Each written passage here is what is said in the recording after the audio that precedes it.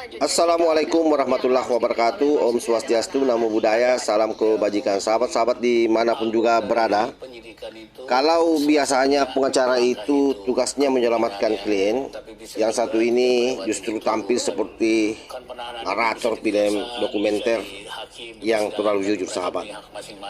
Namanya Jahmada Girsan, pengacara dari Roy Suryo, Dr. Tipa dan Desmond Sianipar.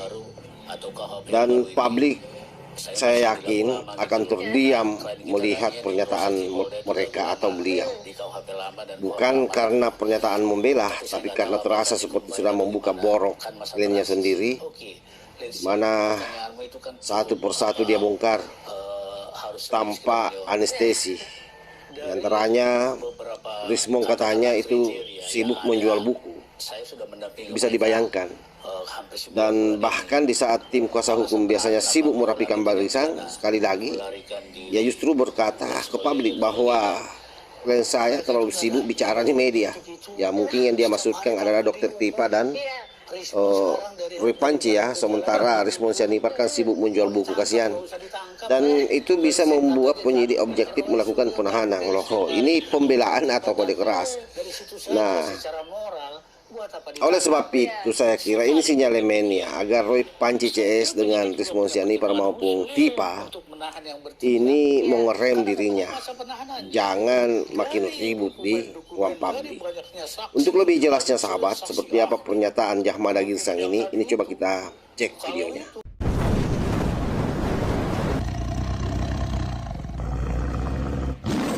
Bagaimana selanjutnya jika langkah hukum yang harus diterima oleh Roy Suryo adalah penahanan, Bang Jahmada? Ya, bahwa ini alur dari penyidikan itu salah satunya langkah itu kemungkinan ya, tapi bisa juga tidak melewatin itu kan penahanan ini bisa di kejaksaan, bisa di hakim, di persidangan, kan mereka punya hak masing-masing. Tapi menurut saya, ya saya tidak terlalu dalami ya KUHP yang baru atau KUHP yang baru ini. Saya masih di lagu lama gitu loh, karena klien kita kayaknya di proses di Polda itu lagu lama, di KUHP lama dan KUHP lama gitu loh. Tapi saya nggak tahu apakah dikombin atau gimana, kan masa transisi. Oke, let's say pertanyaanmu itu kan cukup harus serius kita menjawab. Dari beberapa katakanlah kriteria yang ada, saya sudah mendampingi mereka hampir sebulan-bulan ini. Alasan penahanan kenapa? Mengulangi tindak pidana, melarikan diri dan sebagainya. Mereka itu nggak ada hobi untuk itu. Setiap hari tampil di umum. Risma sekarang dari jalan ke jalan jual buku. Mau ditangkap nggak usah ditangkap, tinggal disengkat aja jatuh dia. Roy Suryo tampil setiap hari, Dr. Tipa tampil. Dari situ saja secara moral buat apa ditahan? Sekalipun demikian, saya kira penyidik juga punya pertimbangan khusus untuk menahan yang bertiga. Kan ada masa penahanannya. Dari dokumen-dokumen, dari banyaknya saksi, ada saksi ahli, dokumen yang tadi itu. Kalau itu nanti masuk ke persidangan segala macam, saya kira jebol itu masa penahanannya kelewat gitu loh. Kelewat, akhirnya bebas murni. Nah ini juga tidak diinginkan klien kami. Kenapa? Bukan kita sombong, tetap kita tujuan kita. Bagaimana ujung dari ijazah itu? Asli atau palsu? Ini mereka udah bertaruh jiwa raga mereka, hati nurani mereka.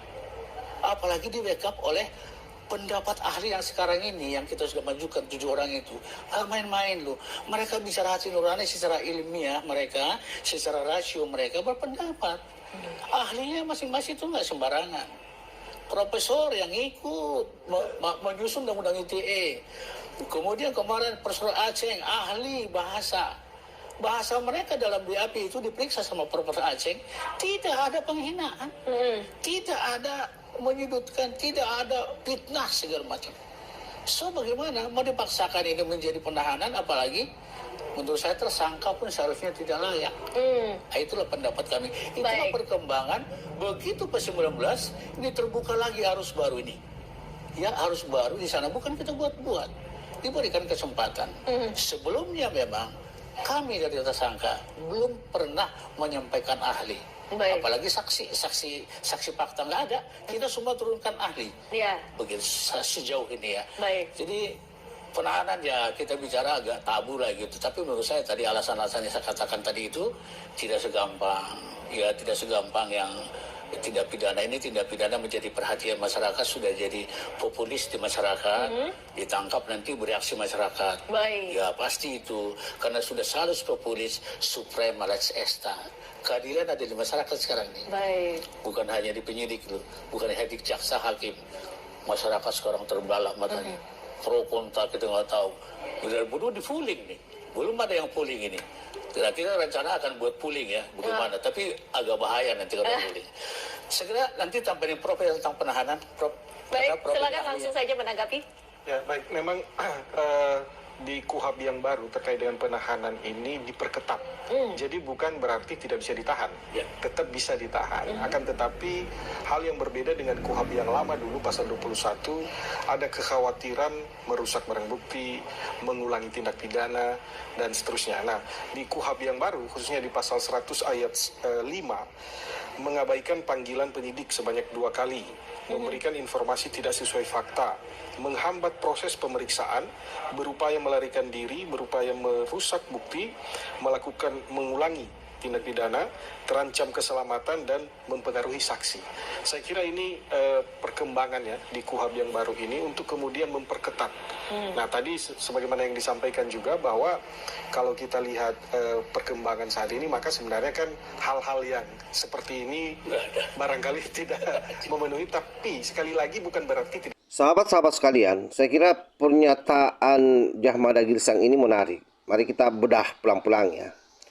Karena jujur tapi ini memang menyakitkan. Ia secara tak langsung mengakui satu hal yang penting, bahwa musuh terbesar klan bukan penyidik, tapi mulut mereka sendiri. Rizmon Sianipar ini adalah fakta ya, sibuk menjual buku. Narasi bertebaran kemana-mana, framing dibangun seolah-olah perjuangan besar, tapi justru memberi kesan mode desperasi. Roy Suryo yang seharusnya fokus pada data dan pembuktian hukum, malah lebih sibuk tampil sebagai komentator tetap di berbagai kanal. Dr. Tipa tak mau kalah ikut menyiram bensin ke api opini publik. Dan di titik inilah Jahmada saya kira berbicara. Sekali lagi bukan sebagai pemadam kebakaran, melainkan sebagai orang dewasa satu-satunya di ruangan yang penuh teriakan. Ketika ia bilang terlalu vulgar, itu bahasa hukum yang sopan, ya saya kira terjemahan awamnya kira-kira kalian ini bukan lagi membela diri, tapi sudah memprovokasi sistem hukum.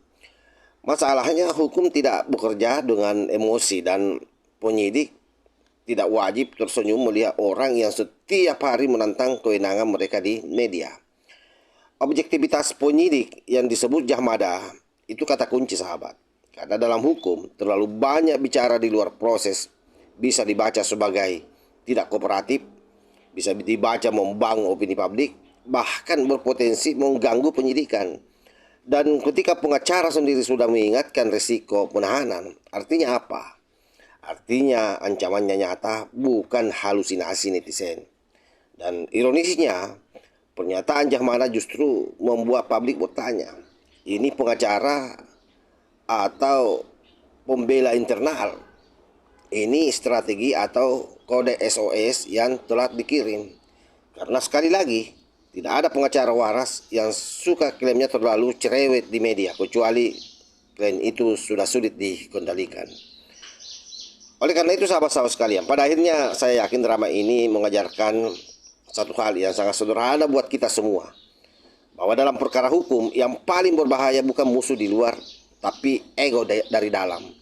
Saat pengacara mulai bicara seperti penonton yang geleng-geleng kepala, itu tandanya panggung sudah terlalu ramai dan naskah mulai keluar jalur. Jahmada Girsang mungkin tak bermaksud membongkar kliennya, tapi publik terlanjur membaca satu pesan jelas. Kalau mereka terus bicara seperti ini, jangan salahkan penyidik kalau akhirnya bertindak mus. Dan di titik itu, semua slogan, buku, podcast, dan teriakan di media tidak akan banyak membantu. Karena hukum seperti biasa, tidak peduli siapa yang paling lantang, tapi siapa yang paling disiplin. Saya kira demikian sahabat. Wallahul muwaffiq ila aqwamit thoriq. Wassalamualaikum warahmatullahi wabarakatuh.